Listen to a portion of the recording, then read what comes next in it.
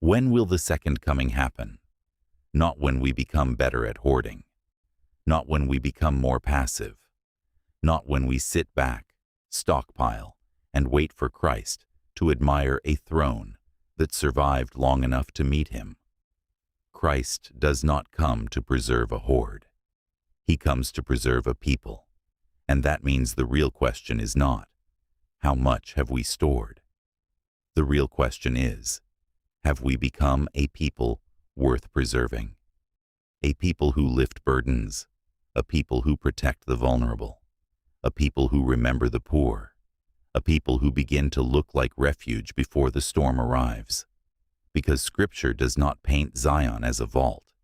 It paints Zion as a refuge, a city of safety, a place of cover, a people under God where the weak are more protected, not less. That is why passive religion gets the second coming wrong. It thinks readiness means waiting. It thinks preparation means accumulation. It thinks Christ is coming to congratulate managers, preserve institutions, and justify centralized power. But that is throne thinking. Christ comes as shield before sword. He comes to cover a covenant people who have begun to live his order.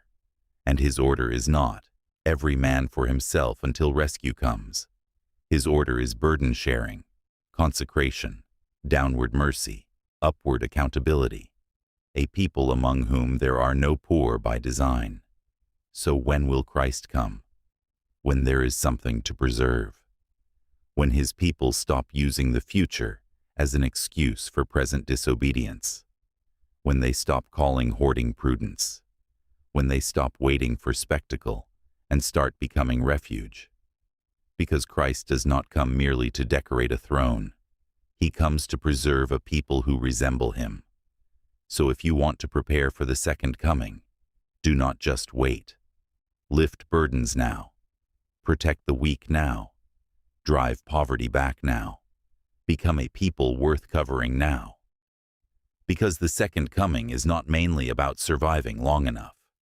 It is about becoming the kind of people Christ would call his own. Christ does not come to preserve a stockpile. He comes to preserve a people.